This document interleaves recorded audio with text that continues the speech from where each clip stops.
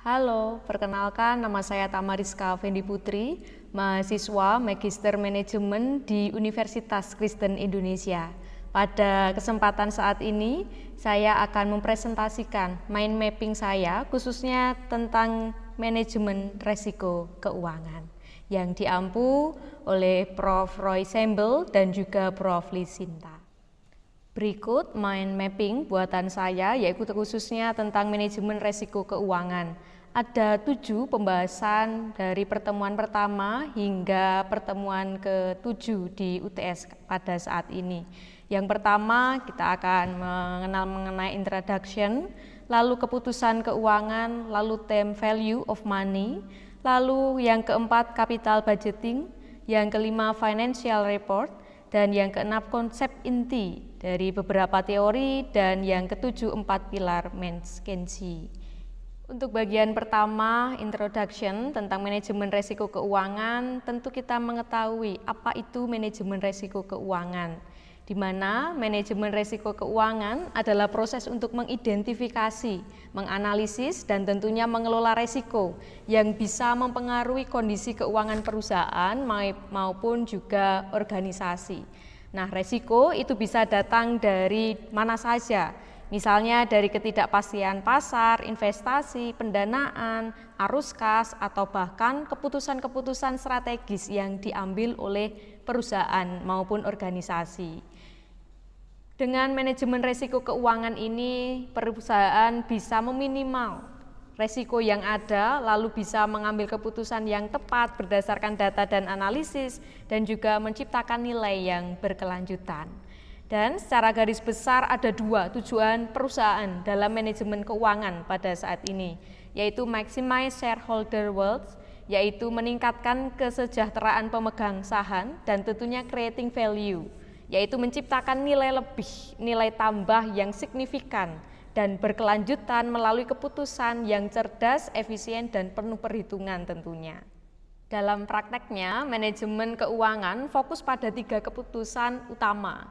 Yang pertama adalah keputusan investasi, yaitu digunakan untuk apa dana yang dimiliki, misalnya untuk beli aset, untuk bangun pabrik, dan lain sebagainya. Lalu keputusan yang kedua adalah keputusan pendanaan.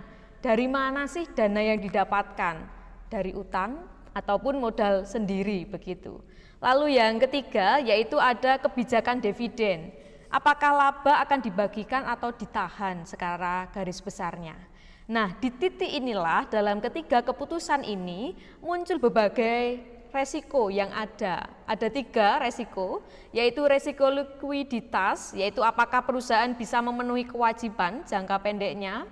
Lalu yang kedua resiko leverage, apakah utang yang digunakan terlalu besar, dan yang terakhir ada resiko operasional.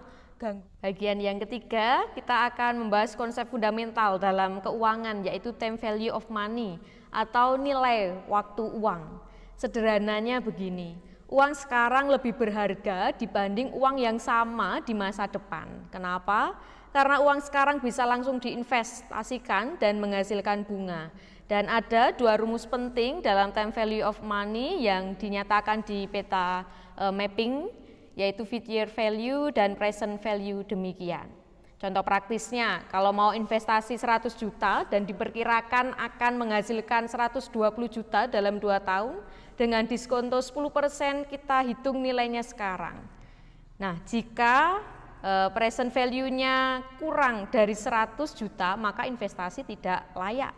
Karena nilainya ini kurang dari modal awal. Lalu ada strategi di dalam mengelola resiko dalam time value of money, yaitu ada 3 strateginya, yaitu diversifikasi, di mana jangan taruh semua uang itu di satu tempat. Sebar investasi ke berbagai aset supaya kalau satu rugi, yang lain ini bisa menutup. Itu yang pertama. Lalu yang kedua ada hedging, yaitu gunakan kontrak derivatif seperti future atau option untuk melindungi nilai investasi dari risiko suku bunga, inflasi, atau nilai tukar uang. Dan strategi yang ketiga adalah pertimbangan inflasi. Arus kas masa depan harus dihitung dalam nilai real, bukan nominal, dengan memperhitungkan inflasi agar daya beli tetap terjaga. Poin yang keempat ada capital budgeting, yaitu capital budgeting adalah proses mengevaluasi proyek investasi jangka panjang. Apakah proyek itu layak dijalankan atau tidak, ini tentu dengan adanya metode evaluasi. Ada beberapa metode yang disampaikan, yaitu net present value, yaitu menghitung total nilai sekarang dari seluruh arus kas proyek. Jika NPV-nya ini lebih besar dari 0, maka proyek itu menguntungkan, begitu. Lalu yang kedua ada internal rate of return, yaitu tingkat pengembalian investasi. Jika IRR lebih tinggi dari biaya modal, proyek layak jalan. Lalu ada payback period, waktu yang dibutuhkan agar investasi kembali. Semakin cepat itu semakin baik. Lalu yang terakhir ada accounting rate of return, yaitu mengukur rata-rata pengembalian dari laba akuntansi terhadap investasi awal. Dan ada grand theories yang melandasi, yaitu ada 3. Modern portfolio theory dari Markowitz menekankan pentingnya diversifikasi portofolio untuk mengurangi resiko tanpa mengorbankan return. Lalu agency theory menjelaskan potensi konflik antar manajer dan pemegang saham serta pentingnya sistem insentif. Dan yang terakhir ada real option theory, menganggap investasi ini sebagai opsi, sebagai pilihan yang bisa ditunda, yang bisa diperluas atau dibatalkan tergantung kondisi pasar. Nah, semua teori dan metode ini membantu kita menilai resiko sebelum mengambil keputusan investasi yang besar. Untuk bagian yang kelima ada financial report atau analisis laporan keuangan. Untuk tahu apakah perusahaan sehat atau tidak, kita wajib memahami laporan keuangan. Ada 3 laporan utama. Yang pertama adalah neraca, yaitu menunjukkan posisi aset, kewajibannya atau utang, dan ekuitas atau modal saat ini. Lalu yang kedua ada laporan laba rugi, menunjukkan pendapatan, biaya, dan laba rugi selama periode waktu tertentu dari perusahaan atau organisasi. Lalu yang ketiga ada laporan arus kas, mencatat aliran kas masuk dan keluar dari aktivitas operasional, investasi, dan pembiayaan. Dan untuk memahami laporan keuangan ini ada teknis analisis, yaitu ada 3 teknik begitu. Common sense analisis, yaitu mengubah angka ke dalam bentuk persentase agar mudah dibandingkan antar tahun begitu. Lalu ada analisis indeks atau tren, mengubah angka ke basis 100 agar bisa dilihat trennya. Dan yang terakhir ada analisis rasio keuangan. Ini ada 4 rasio, yaitu rasio likuiditas, bisa tidak ya bayar utang jangka pendek untuk perhitungannya. Lalu rasio leverage, yaitu seberapa besar penggunaan utang. Lalu aktivitas, efisienkah penggunaan aset. Lalu profitabilitas, yaitu seberapa besar keuntungan dari penjualan dan aset.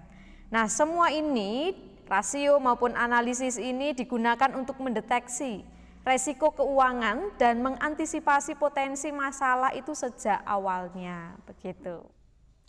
Di bagian akhir, kita masuk ke konsep penting yang sering kali disampaikan oleh Prof. Roy Sembel dalam kelasnya, yaitu konsep inti risk return trade-off, yaitu makin tinggi return, makin besar resikonya.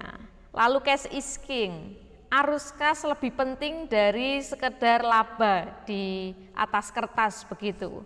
Lalu yang ketiga incremental cash flow, fokus pada tambahan arus kas akibat keputusan baru.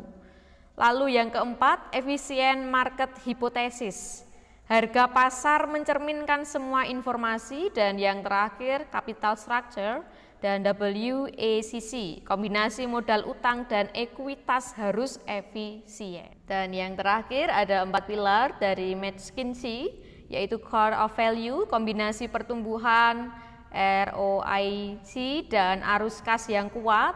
Lalu yang kedua conservation of value, jangan hanya memindahkan nilai tapi ciptakanlah nilai baru. Lalu yang ketiga expectation treadmill, performa harus mengimbangi harapan besar. Lalu yang terakhir yaitu best owner, pemilik yang tepat bisa mengangkat nilai bisnis.